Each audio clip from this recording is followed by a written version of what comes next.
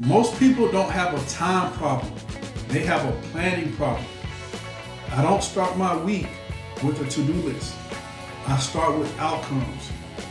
Everything goes into 5 buckets: revenue, clients, team, personal growth, and admin. If it's not on my calendar, it's not real. Every week I review what moved the needle and what was just noise.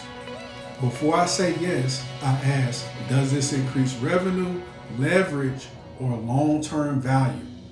Structure beats motivation every time.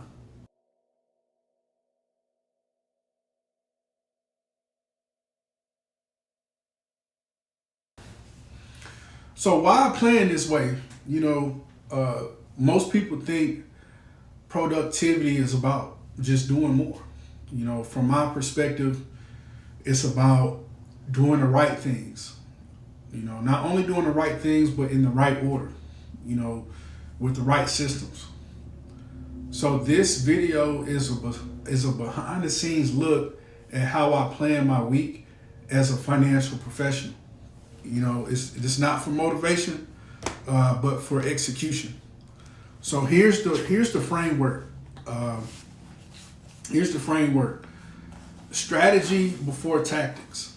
I don't start my week with a to-do list. I start with outcomes. So before I schedule anything, I ask myself what must move forward this week. What drives revenue and what builds long-term value.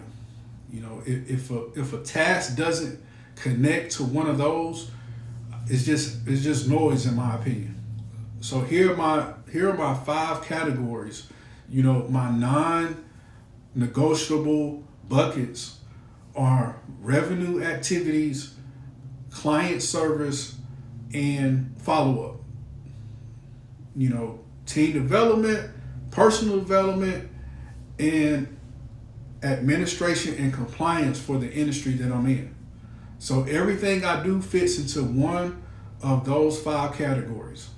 So this, prevents reactive planning. It forces intentional planning. So if my calendar is full, right? If my calendar is full, but these 5 areas aren't covered, I'm busy, not productive. So next, as I have mentioned in a lot of my previous videos, is my time blocking system, right? By protecting my focus. I don't rely on willpower. I rely on my calendar structure. So I time block, deep work, appointments, follow up, and planning. So the goal is simple. The goal is very simple: eliminate decision fatigue and protect my focus. So here's my weekly review process. As they say, what gets measured gets improved. So at the end of every week, I do a review. And that review is not emotional, it's just factual. I look at what moved forward, I look at what stalled, I look at what created results, and I look at what created distraction. All of those, right? Systems improve when you review them.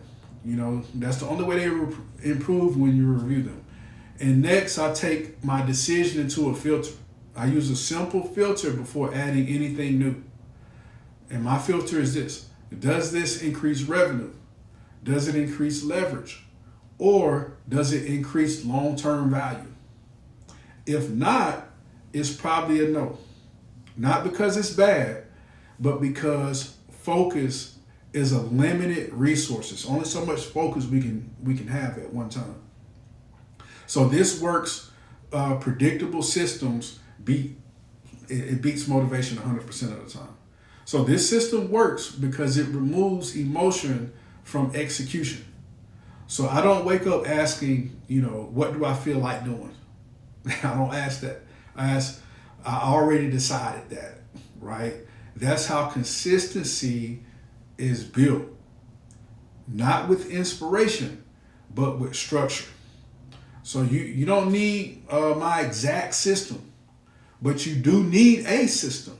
You know, I would say like a system that prioritizes outcomes, you know, protects your focus, you know, forces review, and reduces emotional decision making.